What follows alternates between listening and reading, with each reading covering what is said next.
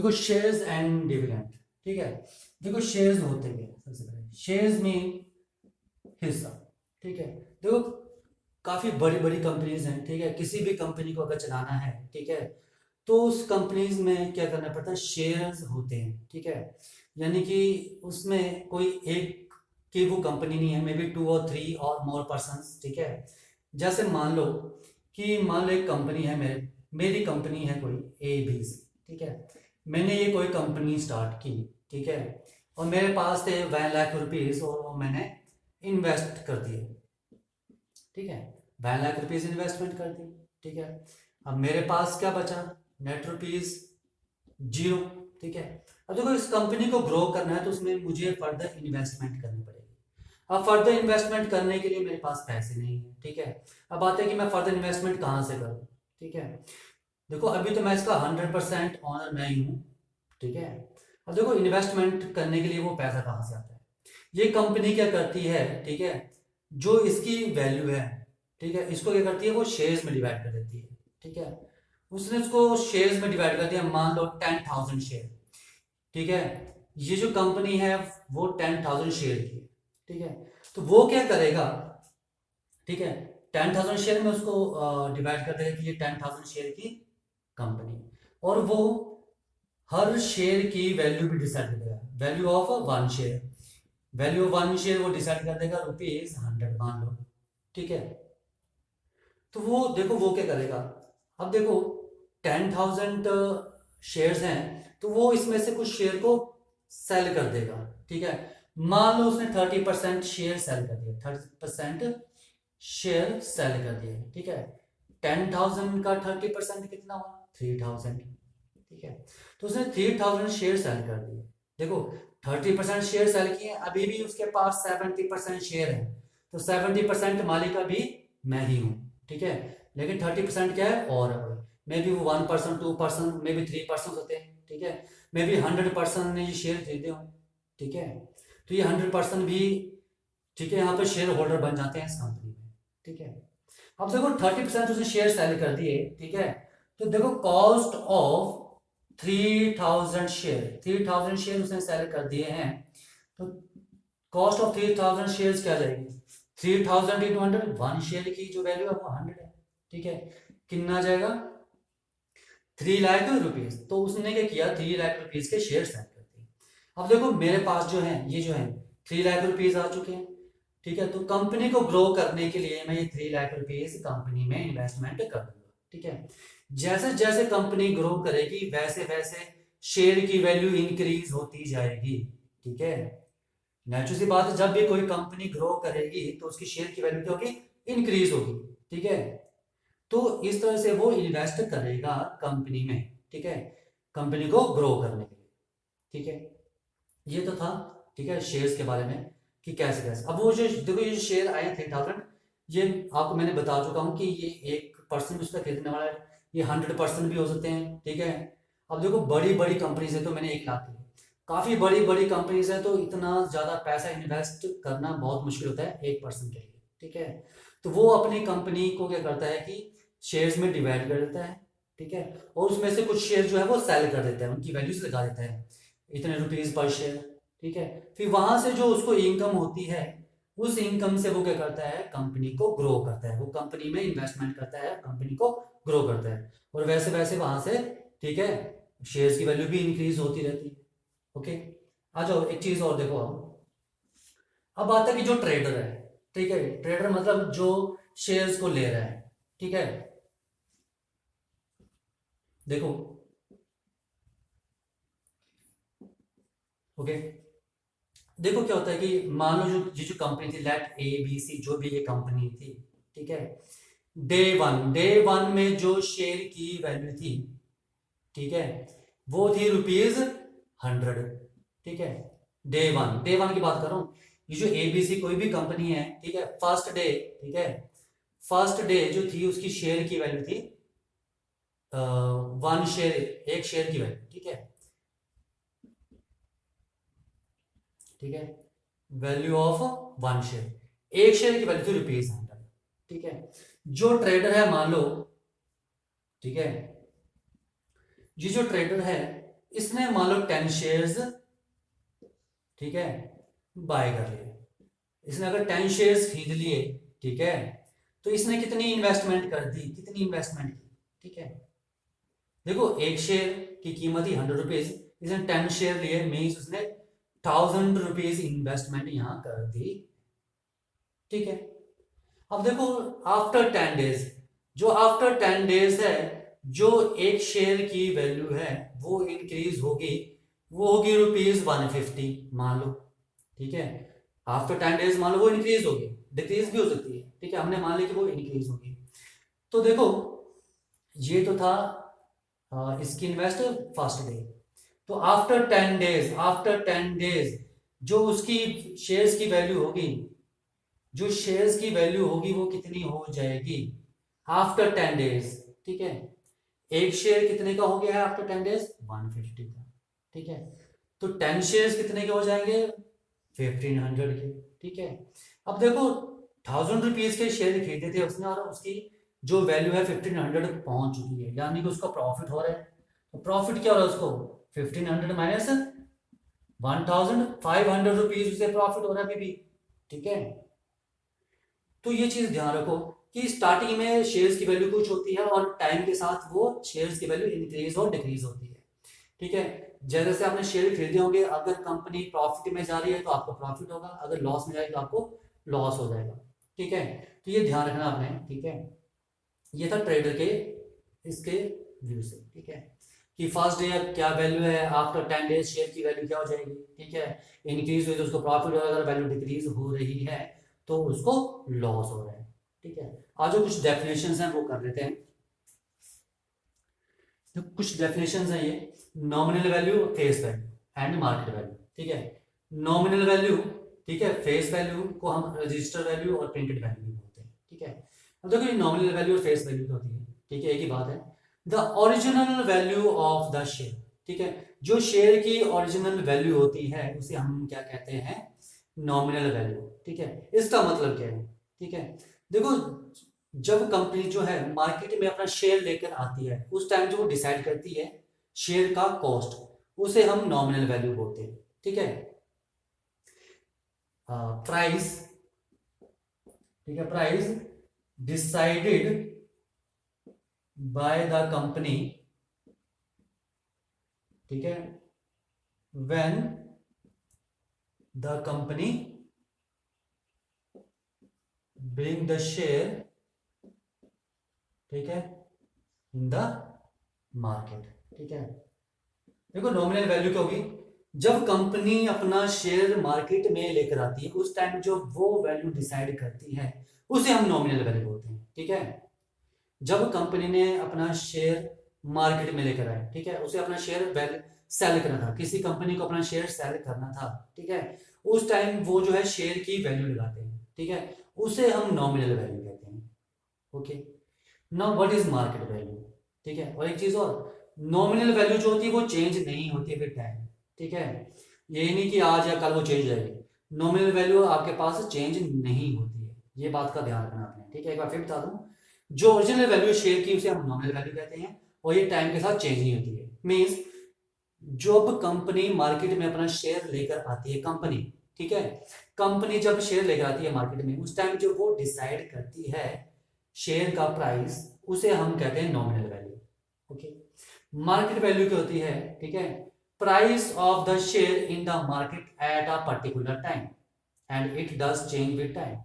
देखो जो शेयर का प्राइस होगा किसी पर्टिकुलर टाइम में, ठीक है, उसे हम क्या कहेंगे, मार्केट वैल्यू, ठीक है। अब देखो इसमें क्या होता है, मार्केट वैल्यू पर्टिकुलर टाइम का मतलब है, देखो जो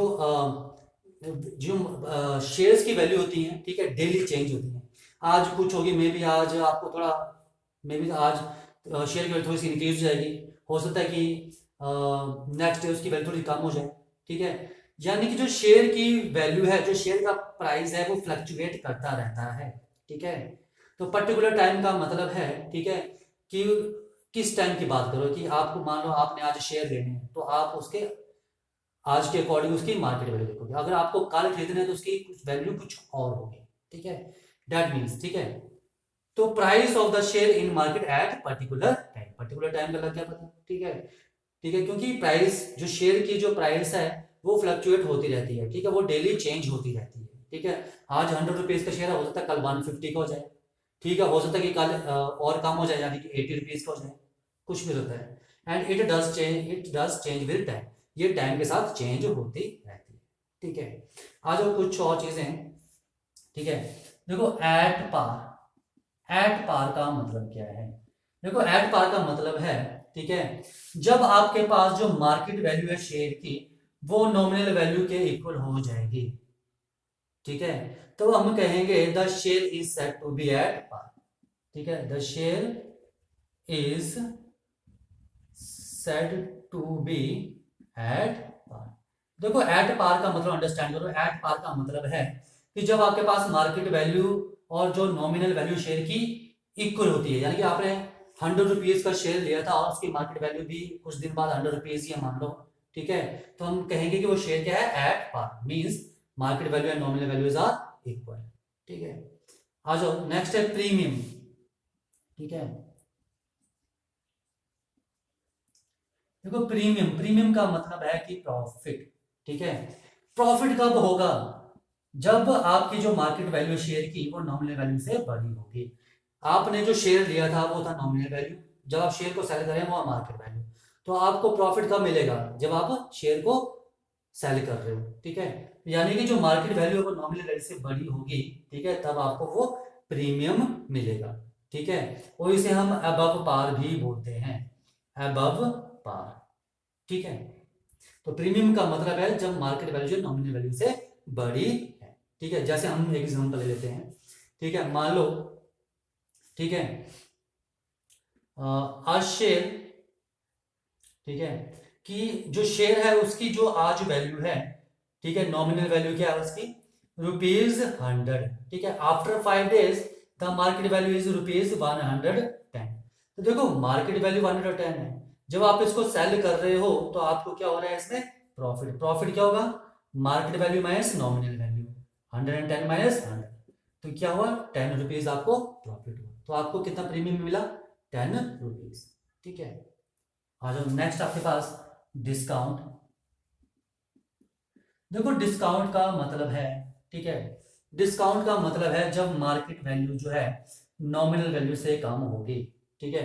मतलब आपने क्या किया, आपने 100, ठीक है, 100 रुपीज का शेयर था, ठीक है, 100 रुपीज का शेयर था, 100 रुपीज का, ठीक है, मार्केट वैल्यू क्या होगी, ₹80, यानी कि 20 रुपीज आपको क्या हो गया, लॉस हो गया, ठीक है, तो आपको वो 20 रुपीज कम में मिल रहा है, जी सॉरी, आप 20 रुपीज कम में उसको बेच रहे हो, ठीक है, 100 रुपीज का आपने लिया और 80 रुपीज का आपको आप उसको सेल कर रहे हो, ठीक है, यानी कि आप 20 रुपीज कम में सेल कर रहे हो, तो आप 20 रुपीज क्या कर रहे हो, यहाँ पर डिस्काउंट दे रहे हो, ठीक है। तो डिस्काउंट कब होता है, जब मार्केट वैल्यू नॉमिनल वैल्यू से कम होती है, ओके, ठीक है। आ जाओ कुछ एक चीजें मैं आपको एग्जाम्पल के साथ बता देता हूँ, ठीक है, ध्यान से देखना, बहुत इंपॉर्टेंट चीज है, ठीक है। देखो जैसे है a share is being sold at a premium, ठीक है, आ जाओ, ठीक है, जब हम प्रीमियम पर किसी शेयर को सोल्ड करते हैं, ठीक है, जैसे कि आ गया ₹100 शेयर, ठीक है, 100 रुपीज का एक शेयर जो था, ठीक है, सोल्ड एट ₹20 प्रीमियम, ठीक है। देखो 100 रुपीज का शेयर यानी कि नॉमिनल वैल्यू कितनी है, ₹100, ठीक है, प्रीमियम कितना है आपके पास, ₹10। तो देखो ₹10 का तो मार्केट वैल्यू क्या है इसका, तो मार्केट वैल्यू क्या होगी, नॉमिनल वैल्यू प्लस प्रीमियम, ठीक है, यानी कि 110 रुपीज। देखो प्रीमियम आपको फायदा तभी मिलेगा, ठीक है, प्रॉफिट आपको तभी मिलेगा, ठीक है, जब आपके पास मार्केट वैल्यू ज्यादा होगी, ठीक है। तो बोलते हैं ₹100 share sold at a rupees of ₹10 premium, मानो 10 रुपीज प्रीमियम पर वो सोल्ड कर रहे हैं, 10 रुपीज ज्यादा पर बेच रहा है, 100 रुपीज का लिया, 10 रुपीज ज्यादा का बेचा आपने, 10 रुपीज ज्यादा का सेल किया, तो आपके पास क्या आ गया, मार्केट वैल्यू क्या आएगी, ठीक है, सेल कितने का किया, ठीक है, 100 रुपीज का शेयर था, 10 रुपीज ज्यादा में सेल किया, तो कितने का सेल किया, 110 का, ठीक है, तो आपके पास मार्केट वैल्यू क्या आ जाएगी, 110 रुपीज, ठीक है। अब आती है आपके पास बात कि अ शेयर, ठीक है, is being sold at a discount, ठीक है, डिस्काउंट पे सेल किया, ठीक है, ₹100, ठीक है, शेयर जो है सोल्ड एट ₹10 डिस्काउंट, ठीक है, यानी कि नॉमिनल वैल्यू कितनी थी एक शेयर की आपके पास, ठीक है, ₹100 थी, ठीक है, डिस्काउंट, डिस्काउंट आप उसको दे रहे हो 10 रुपीज, तो मार्केट वैल्यू क्या होगी, डिस्काउंट का मतलब आप उसको 10 रुपीज कम में सेल कर रहे हो, ठीक है, तो मार्केट वैल्यू क्या आ गई, 100 माइनस 10 रुपीज, यानी कि 90 रुपीज, ओके, ये चीज समझ में आई, ठीक है। आज हम कुछ फार्मूलेज हैं, हम उन फार्मूलों को हम कर लेते हैं और उन्हें अंडरस्टैंड कर लेते हैं कि वो फार्मूले क्या थे, ठीक है। देखो ये फार्मूला है sum invested dividend and rate of return, ठीक है, देखो सम इन्वेस्टेड कि आप कितना सम इन्वेस्ट कर रहे हो शेयर को खरीदने में, ठीक है, number of shares into market value of one share, थोड़ा इनको अंडरस्टैंड भी करना, अपने फार्मूले आपको जल्दी याद होंगे। देखो जब भी आप कंपनी से आप कोई शेयर लोगे, ठीक है, शेयर लोगे तो कितने का शेयर लोगे, कितने शेयर लोगे, ठीक है, देखो आपके पास मान लो आपने कंपनी से शेयर खरीदने, ठीक है, आपने जो शेयर खरीदे नंबर ऑफ शेयर, तो कुछ शेयर लोगे, आप कहोगे कि मुझे 10 शेयर चाहिए, ठीक है, आपने 10 शेयर्स ले लिए, ठीक है, अब एक शेयर की वैल्यू कितनी है, ठीक है, वन शेयर की वैल्यू मान लो 100 रुपीज है, ठीक है, तो आपने कितने पैसे उसको दिए, ठीक है, 100 रुपीज का वन शेयर और कितने शेयर लिए 10, तो ये आपने 1000 रुपीज उसको दिए, तो सम इन्वेस्टेड कितना है 1000 रुपीज, तो आपने 1000 रुपीज इन्वेस्ट किए शेयर को खरीदने में, ओके, सम इन्वेस्टेड इन्वेस्टमेंट मींस जितने शेयर लिए divide by the market value, ठीक है, जो मार्केट में वैल्यू चली होगी शेयर्स की उसी पर आप खरीदोगे, ठीक है, तो ये आपने ध्यान रखना है। तो सम इन्वेस्टमेंट का मतलब क्या बता, ठीक है, आपने कितने शेयर लिए, ठीक है, कितने शेयर लिए मल्टीप्लाई बाय जो कॉस्ट होगा एक शेयर का, ठीक है, वो होगा आपके पास इन्वेस्टमेंट, उसे हम क्या कहेंगे, इन्वेस्टमेंट, कि आपने इतनी इन्वेस्टमेंट की है, ठीक है, इसे हम इन्वेस्टमेंट भी बोल देते हैं, ठीक है, सम इन्वेस्टेड मींस इन्वेस्टमेंट, ठीक है। नेक्स्ट डिविडेंड, देखो डिविडेंड का मतलब जो है, डिविडेंड का मतलब होता है प्रॉफिट, कि आपको कितना प्रॉफिट मिल रहा है, ठीक है, देखो आपने कंपनी से शेयर लिए, ठीक है, इन्वेस्टमेंट की, तो कंपनीज क्या करती हैं, कई कंपनीज एक साल में एक बार अपना डिविडेंड डिक्लेयर करती हैं, कई कंपनीज एक साल में 2 बार अपना डिविडेंड डिक्लेयर करती हैं कि उन्हें कितना प्रॉफिट हो रहा है, ठीक है, फिर वो आपको उसके अकॉर्डिंगली पैसे देते हैं, ठीक है, तो वो आपको कितने पैसे देंगे, कितना डिविडेंड देंगे, dividend is equal to number of shares multiply by nominal value of one share into rate of the dividend, ठीक है, देखो डिविडेंड का मतलब कि आपने कितने शेयर लिए थे, 10 शेयर लिए थे, मान लो 10 शेयर्स लिए थे, ठीक है, nominal value of one share, इसकी बात मत करना, ये आपके पास मार्केट वैल्यू के लिए है, जो कंपनी ने डिक्लेयर की थी, ठीक है, जो कंपनी ने डिक्लेयर की थी जब उसने अपने शेयर्स मार्केट में लेकर आए थे, मान लो उस टाइम जो कंपनी का शेयर था वो 80 रुपीज का था, ठीक है, 80 रुपीज का था, ठीक है, into rate of dividend, rate of dividend का मतलब कि कंपनी आपको कितना प्रॉफिट दे रही है, तो कंपनी आपको मान लो 10% दे रही है, 10% का मतलब है 10/100, ठीक है, 10/100, तो कितना आ गया ये, सॉल्व कर लो, 80 रुपीज, तो कंपनी ने आपको 80 रुपीज डिविडेंड दिया ऑन 10 शेयर्स, ठीक है, ये चीज समझ में आई, यानी कि आपको इतना प्रॉफिट होगा, 80 रुपीज का प्रॉफिट होगा, आपने तो 100 रुपीज का शेयर लिया था, ठीक है, पर ध्यान रखना डिविडेंड जब भी निकलता है वो नॉमिनल वैल्यू पर निकलता है, ठीक है, तो डिविडेंड का मतलब है प्रॉफिट, ठीक है, और आपको कितना प्रॉफिट हुआ, कितना प्रॉफिट हुआ, ठीक है, जितने के आपने, ठीक है, आपको कितना प्रॉफिट हुआ, तो कंपनी जब भी प्रॉफिट देगी, ठीक है, तो वो अपने शेयर की नॉमिनल वैल्यू पर देगी, ठीक है, आपके इस पर नहीं देगी, ध्यान रखना। कंपनी अपने नॉमिनल वैल्यू जो उसको, ठीक है, अब देखो कंपनी ने जो भी प्रॉफिट देगी तो वो अपनी नॉमिनल वैल्यू पर आपको डिक्लेयर करेगी, ठीक है। तो मान लो नॉमिनल वैल्यू क्या थी इसकी, उस टाइम 100 रुपीज थी जब उसने शेयर अपने मार्केट में इंट्रोड्यूस किए थे। तो नंबर ऑफ शेयर आपने 10 खरीदे थे, 10% डिक्लेयर किया तो आपको ₹80 डिविडेंड मिला, ठीक है, ये इसका फार्मूला।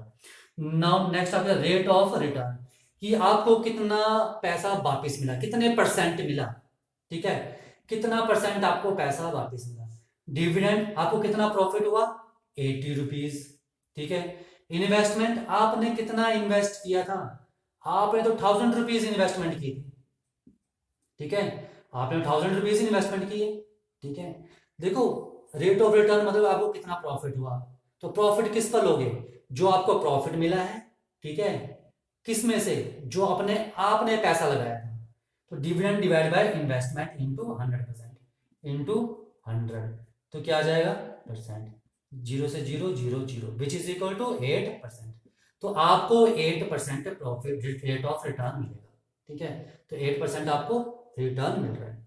ये इनको ध्यान रखना कि हम कैसे यूज कर रहे हैं, ठीक है। सम इन्वेस्टमेंट का मतलब है, ठीक है, कि जितने आपने शेयर लिए into market value of 1 share, ठीक है। अब एक चीज और देखो यहां पर, ठीक है, ध्यान से देखना, ठीक है, यहां से हम क्या क्या निकाल सकते हैं, देखो इन्वेस्टमेंट, ठीक है, sum invested divide by market value of 1 share is equal to क्या आ जाएगा, नंबर ऑफ शेयर्स का formula.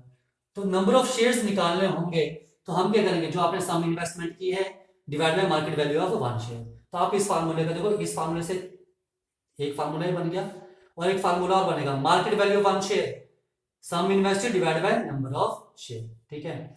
Market value of 1 share is equal to investment, ठीक है, sum invested divide by number of shares, ठीक है। तो यहां से ये फार्मूले निकल जाते हैं, ठीक है।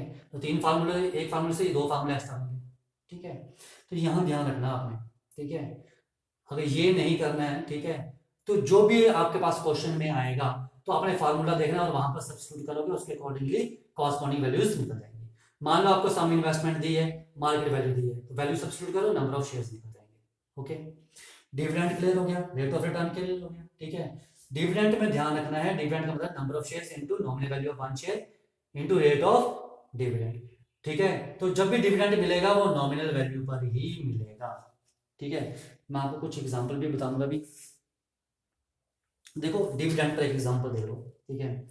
मान लो नंबर ऑफ शेयर्स थे मेरे पास 50, नंबर ऑफ शेयर्स, ठीक है, नंबर ऑफ शेयर्स कितने थे 50, ठीक है, and nominal value of 1 share, ठीक है, जो नॉमिनल वैल्यू है वो 1 शेयर की वो कितनी है, ₹100, और जो वो आपको डिविडेंड दे रही है कंपनी, डिविडेंड कितना दे रही है आपको 10%, ठीक है। तो आपको कितना डिविडेंड मिलेगा, तो dividend is equal to number of shares कितने हैं 50 multiply by nominal value 1 share is 100 and into rate of sorry dividend 10/100, ठीक है, कितना आएगा 500 रुपीज। तो 500 रुपीज डिविडेंड मिलेगा। ये मैंने आपको एग्जांपल बता दिया, ठीक है। देखो और करते हैं, देखो ये मैंने कुछ एग्जांपल लिखे हैं। मनी रिक्वायर्ड टू बाय, ठीक है, 3 पार्ट्स हैं, ठीक है। Money required to buy 350 rupees 20 shares at a premium of ₹7, ठीक है। इसका मतलब क्या है, ठीक है, मनी रिक्वायर्ड टू बाय 350 यानी कि नंबर ऑफ शेयर्स आपको दिए, number of shares is equal to 350 ₹20 share at a premium ₹20 share, 20 rupees का शेयर था यानी कि नॉमिनल वैल्यू कितनी थी ₹20 एट अ प्रीमियम ऑफ 7, ठीक है। कितने प्रीमियम पर आपने खरीदना है, ₹7 के प्रीमियम पर खरीदना है, ठीक है।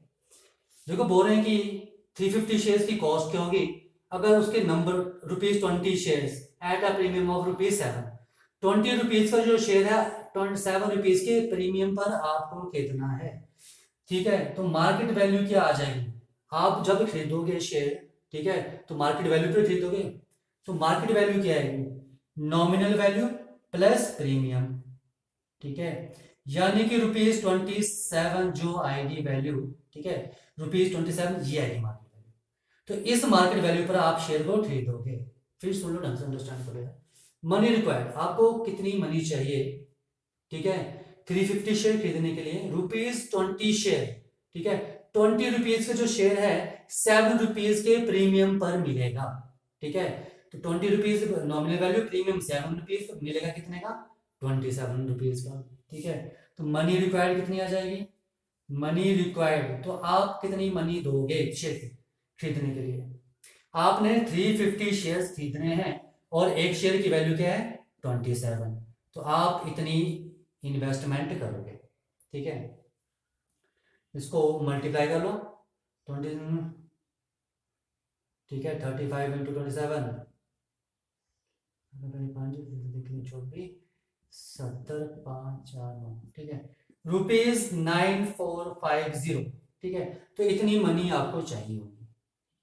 आ जाओ second, money required to buy 270 shares, तो नंबर ऑफ शेयर्स कितने आ गए 275, ₹60 शेयर, ठीक है, नॉमिनल वैल्यू कितने दी आपके पास 60, एट अ डिस्काउंट ऑफ 10 के डिस्काउंट पर आपने वो लेना है, ठीक है।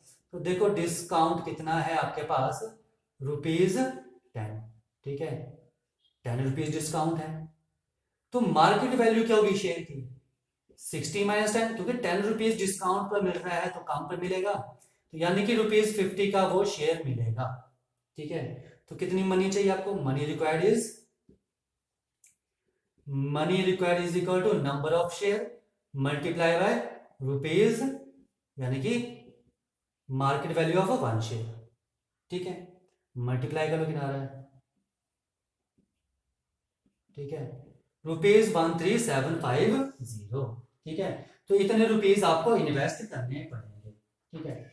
देखो लास्ट आपके पास कि money required to buy 50 shares, यानी कि नंबर ऑफ शेयर्स कितने हैं 50, ₹40 से शेयर कॉटेड एट इतना, ठीक है, जो ₹40 का शेयर है, यानी कि नॉमिनल वैल्यू कितनी है ₹40, और उस पर कितना मार्क किया है, ठीक है, आपके पास जो शेयर है ₹40 का था नॉमिनल वैल्यू, लेकिन उस पर मार्क किया है 38.50, यानी कि रजिस्टर्ड वैल्यू, सॉरी उस पर not registered value, marked price, ये क्या है मार्क किया कॉटेड किया है, जो भी आप प्रोडक्ट ले रहे हो उस पर ये मार्क किया कि 38.50 का है, तो ये मार्केट वैल्यू, तो मार्केट वैल्यू कितनी आ गई ₹38.50, ठीक है। तो मनी रिक्वायर्ड, तो कितनी मनी चाहिए होगी इसको खरीदने के लिए, तो money required is equal to कितना आ जाएगा, number of shares multiply by 38 into 50 and which is equal to 1925 rupees, ठीक है। तो इतनी मनी रिक्वायर्ड चाहिए आपको इसको खरीदने के लिए। तो थोड़े अंडरस्टैंड करना ये कैसे दिया था, ठीक है। मैं आपको 2 एग्जांपल और बताता हूँ अभी, ये थोड़े अलग टाइप के हैं, ठीक है। जैसे 15%, ठीक है, ₹100 शेयर्स एट ₹145, ठीक है। इसका मतलब क्या है, ठीक है, देखो 15%, तो 15% यहां क्या आ जाएगा आपके पास आ जाएगा डिविडेंड, ठीक है, यानी कि डिविडेंड कितना आपके पास, dividend is equal to 15%, ₹100 share at ₹145, यानी कि नॉमिनल वैल्यू क्या है आपके पास ₹100, ठीक है, और जो ₹100 का शेयर है वो ₹145 में, तो 145 यानी कि ये क्या आ जाएगा इसके मार्केट वैल्यू, ठीक है। तो यहां पर इनमें ये चीज अंडरस्टैंड करें ये चीज है क्या, ठीक है। 15% ₹100 शेयर एट ₹145, 15% डिविडेंड ₹100 शेयर, ₹100 का शेयर 145 में, ठीक है, नॉमिनल वैल्यू ये, ठीक है, ₹100 का शेयर था जो ₹145 का मिल रहा है, मार्केट वैल्यू 145, ठीक है। एक और देख लो, जैसे है आपके पास, ठीक है, 12%, ठीक है, 12% rupees 50 share eight a discount ₹5, ठीक है। तो देखो यहाँ पर नॉमिनल वैल्यू क्या है आपके पास 50 रुपीज, ठीक है। डिस्काउंट कितना है ₹5, ठीक है। इसका मतलब मार्केट वैल्यू क्या होगी, नॉमिनल वैल्यू माइनस डिस्काउंट, क्योंकि डिस्काउंट पर दे रहे हैं आपको कम रेट पर दे रहे हैं, जब कम रेट पर मिल रहा है तो मार्केट वैल्यू कितनी है इसकी, ठीक है। Nominal value minus discount means ₹45, ठीक है। और ये क्या है आपके पास डिविडेंड, ठीक है। डिविडेंड इज 12%, ठीक है। निकालना क्या था, ऐसा कुछ भी नहीं है इस क्वेश्चन में, जस्ट मैं आपको समझाना था कि इस जब क्वेश्चन इस टाइप में लिखा है तो उनका मीनिंग क्या है, ठीक है। ओके, ये बेसिक था शेयर एंड डिविडेंड का, ठीक है। नेक्स्ट वीडियो में हम एक्सरसाइज करेंगे इसके फर्स्ट।